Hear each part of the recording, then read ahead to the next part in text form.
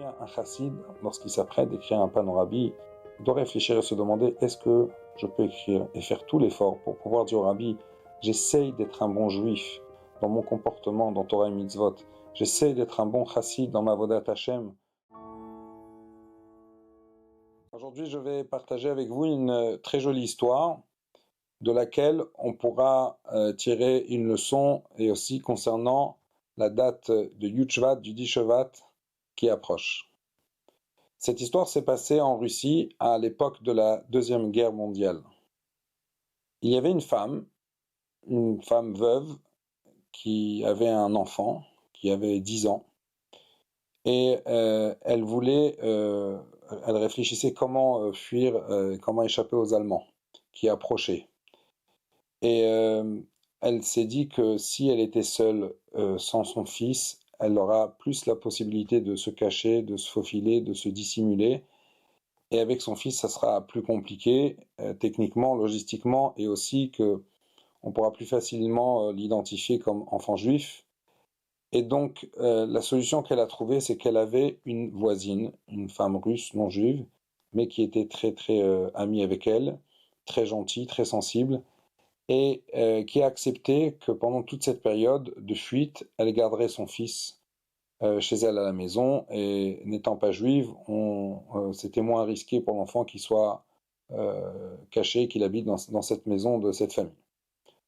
Donc, elle a préparé son fils, elle lui a expliqué, et le fils a fait preuve de maturité, comme on le verra par la suite, et donc elle l'a confié à cette voisine.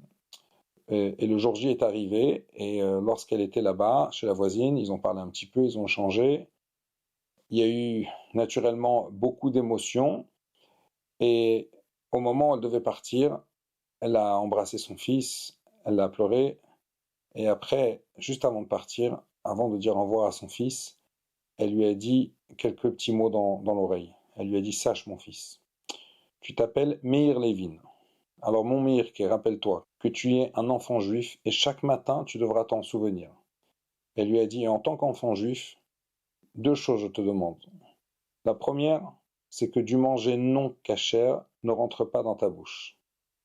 Et la deuxième, elle lui a dit que tu préserves et tu gardes le Shabbat. » Et voilà les derniers mots qu'il a entendus de sa maman avant de se séparer d'elle. Et donc la maman est partie et l'enfant était seul donc chez cette famille. Cette famille n'avait pas d'enfant. Et la femme, elle lui a dit, tu sais quoi, le petit garçon lui a dit, mon mari, il sera content, il aura un peu de compagnie à la maison. Et elle s'était pas complètement trompée, car le soir, le mari est arrivé du travail et il était content de trouver un peu de compagnie. Il a commencé un petit peu à jouer à droite, à gauche avec le petit garçon. Et arrivé le moment du repas du soir. Et là, ils se sont installés à table. Et le garçon, il sélectionne, il choisit ce qu'il va manger, ce qu'il ne va pas manger, les crudités, il les mange. Et cette femme, elle sert la soupe.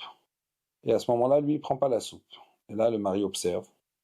Et il voit que il mange pas la soupe, il mange pas ci, il mange pas ça, il mange ça. Et là, il a commencé à s'énerver, il a dit, petit juif, tu crois que chez toi, tu mangeais quoi, de l'or? Ici, tu vas apprendre à t'habituer, le manger de ma femme, il te plaît pas. T'es venu ici, tu devras manger ce qu'on te donne, hein. Il a commencé à s'énerver un peu sur lui. L'enfant, un peu intimidé, il ne répond pas, il a baissé les yeux, mais il n'a pas mangé ce qu'il ne fallait pas, le manger pas cachère. Mais ce monsieur était énervé, était pas content, il est parti en colère de la table, du genre, c'est pas, il va pas faire sa discipline ici, ce juif, et il devra manger ce qu'on lui donne. Bon, sa femme l'a calmé, elle lui a dit, regarde, c'est le premier soir, c'est nouveau, il va s'habituer, etc. Et l'enfant est reparti dans sa chambre. Et bien sûr, c'était déjà une première expérience assez éprouvante, seul, sans sa mère, et dans ces conditions-là, et il pleurait, et cette gentille femme, elle venait le réconforter un petit peu. Maintenant, cette scène s'est reproduite le lendemain, et chaque jour, elle se reproduisait un petit peu, et là, le monsieur, là, ce mari, le gars, il commençait à devenir un petit peu presque violent avec l'enfant pour essayer de le forcer à manger. Mais l'enfant, il arrivait à tenir bon.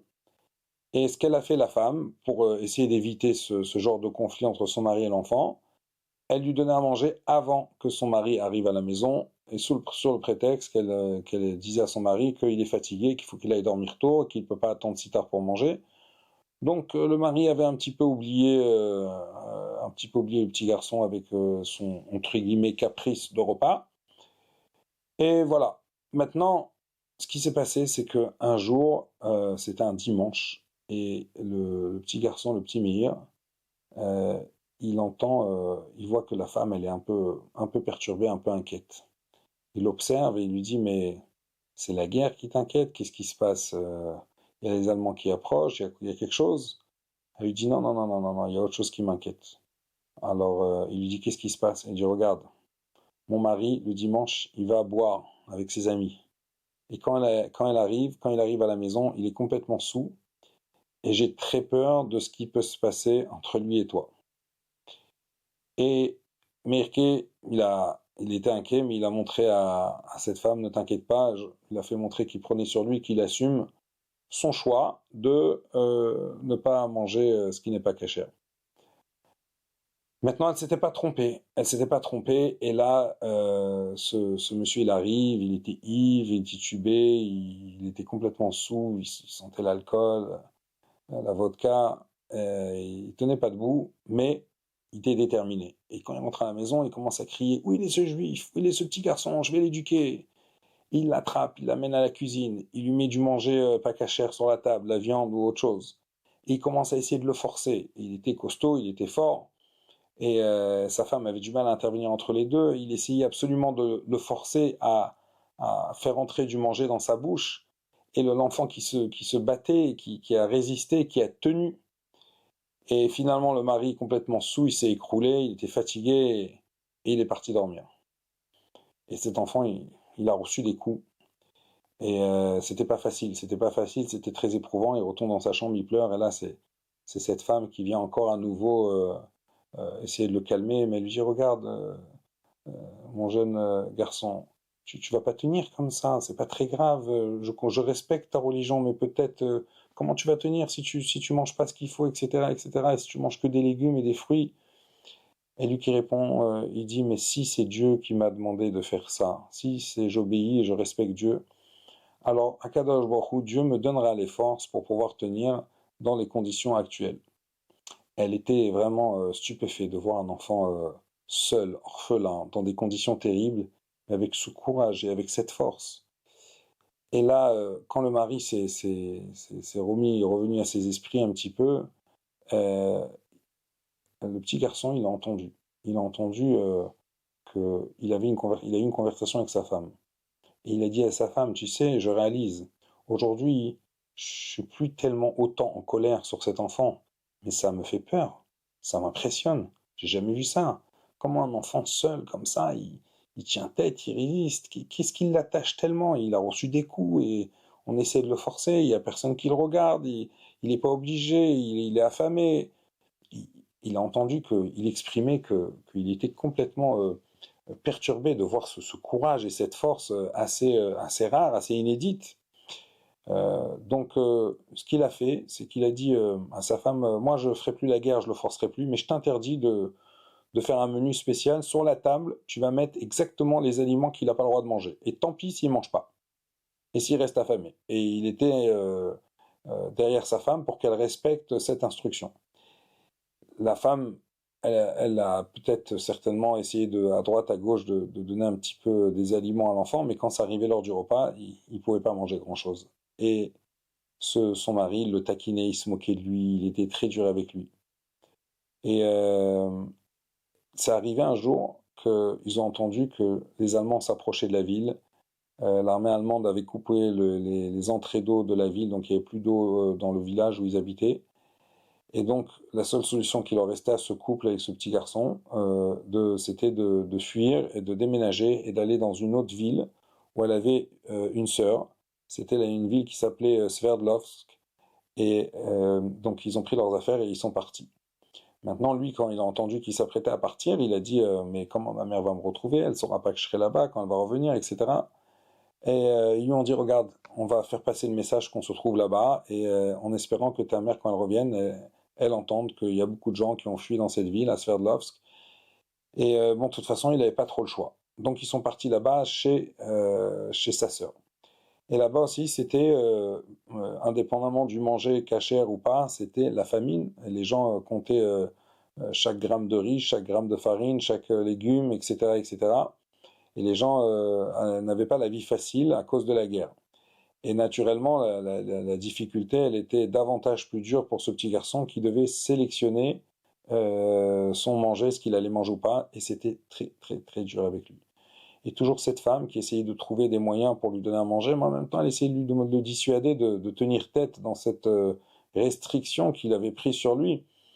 Et l'enfant, non, qui était fidèle à sa foi, fidèle aux paroles de sa mère, fidèle à la cache-route, et c'était très très dur.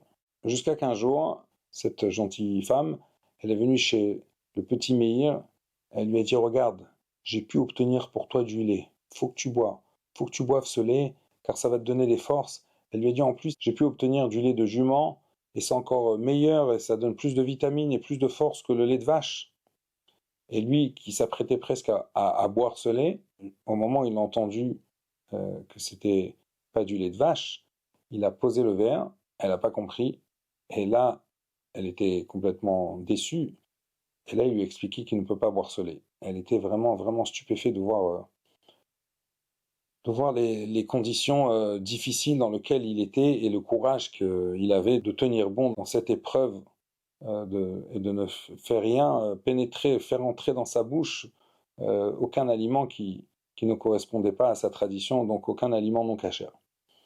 Maintenant, la guerre s'est terminée et lui, il s'est dit maintenant, ma mère va certainement revenir pour me chercher.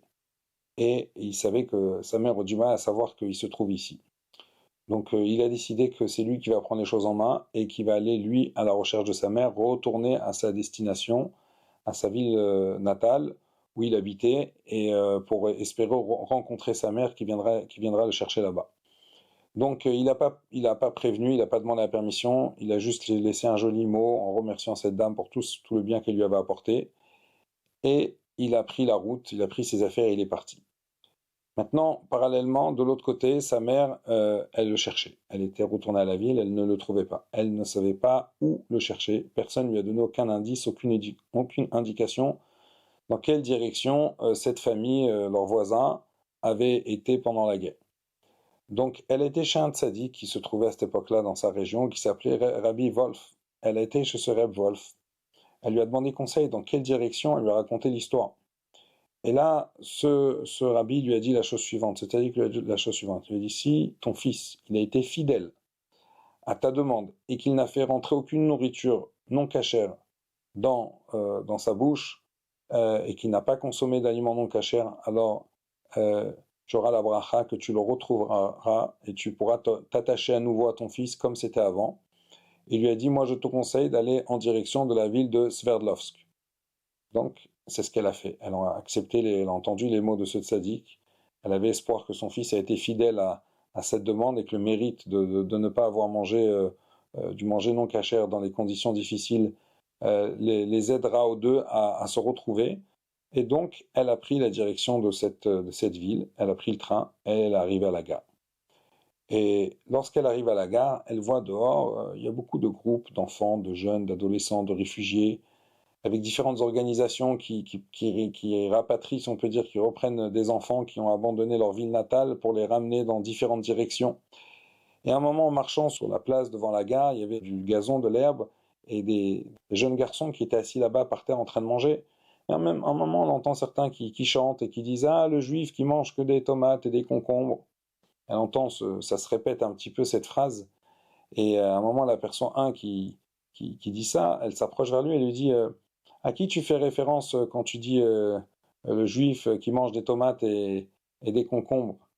Et là, ils rigolent tous, ils lui pointent du doigt vers un jeune garçon. Et elle se retourne, elle voit qu'il y a un jeune garçon qui est à l'écart un peu de ce groupe, grand de taille, blond, et qui donne dos à tout le groupe, et qui est en train de grignoter un concombre. Elle a reconnu que c'est son fils. Et là, elle s'est approchée vers lui, elle lui a attrapé la main, elle lui a dit Meirke, mon fils. Et là, il s'est retourné, il a vu sa mère, il a dit oh maman, ma chère maman. Ils se sont retournés, ils se sont embrassés, ils se sont enlacés. pendant un long moment, avec beaucoup de larmes, sans pouvoir exprimer aucun mot. Et après un moment, le garçon il s'est exprimé, il a dit, maman, je suis le tien, maman, je suis le tien. En yiddish, c'était Mame, ich bin deiner.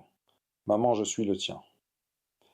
Et donc, voilà une très très jolie histoire, parmi d'autres, d'un courage exceptionnel d'un enfant qui a tenu dans des conditions difficiles pour respecter la demande de sa mère, pour garder son identité juive, pour respecter la Torah et respecter la cacheroute, et qui a pris des coups et qui s'est fait un peu torturer, si on peut dire, pour ça, et qui a résisté. Et ça nous sert de belles leçons dans la pratique de la Torah et Mitzvot et dans le Messirut Nefesh d'un juif. Et à un moment, même dans cette histoire, quand il y a eu la discussion entre le mari et la femme, elle lui a dit, tu comprends pas quelque chose, c'est un peuple que plus tu vas être dur avec eux, plus ça va réveiller leur identité juive et moins ils vont céder. Et c'est exactement ce qui s'est passé. Mais j'entendais une fois un mashpia qui disait, lors d'un rassemblement chassidique, qui posait la question sur cette histoire après l'avoir racontée, il disait, mais ça veut dire quoi que cet enfant, quand il a dit à sa mère, maman, je suis le tien, ça veut dire quoi, je suis le tien? Naturellement, il est le sien. C'est sa mère qui l'a porté pendant 9 mois, c'est sa mère qui l'a mis au monde, naturellement, c'est le sien. Qu'est-ce qu'il voulait exprimer en disant, maman, je suis le tien? Et il a expliqué, il a dit, cet enfant, si Chaz Shalom, il n'avait pas résisté, il n'avait pas tenu, et qu'il avait mangé pas cachère, personne n'aurait été en colère contre lui, personne lui aurait tenu rigueur, personne lui en aurait voulu. Il était dans des conditions où même la Torah permet des fois de manger pour ne pas mourir des aliments qui sont de manière générale interdits, des aliments non cachers. Donc personne n'en aurait voulu.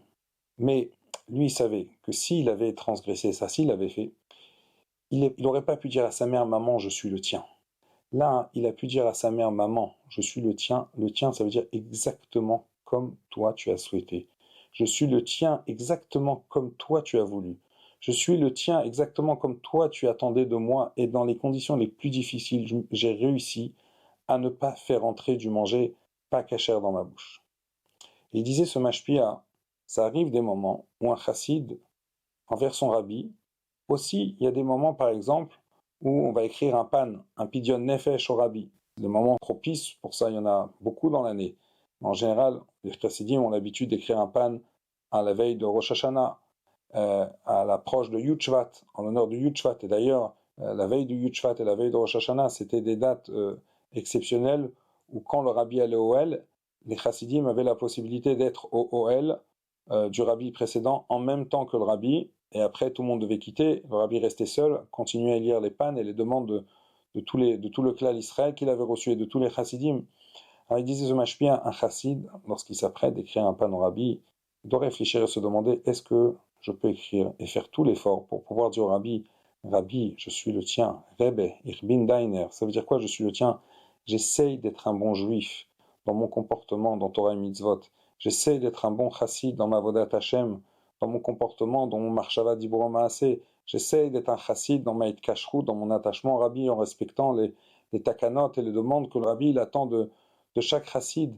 Rebbe, j'essaye de faire au mieux pour être le tien et surtout, Rebbe, pour respecter et faire accomplir la dernière demande qu'on a entendue du rabbi, dans laquelle le rabbi nous a dit qu'il reste juste une chose à faire, c'est se préparer nous-mêmes et préparer le monde pour accueillir la venue de Mashiach.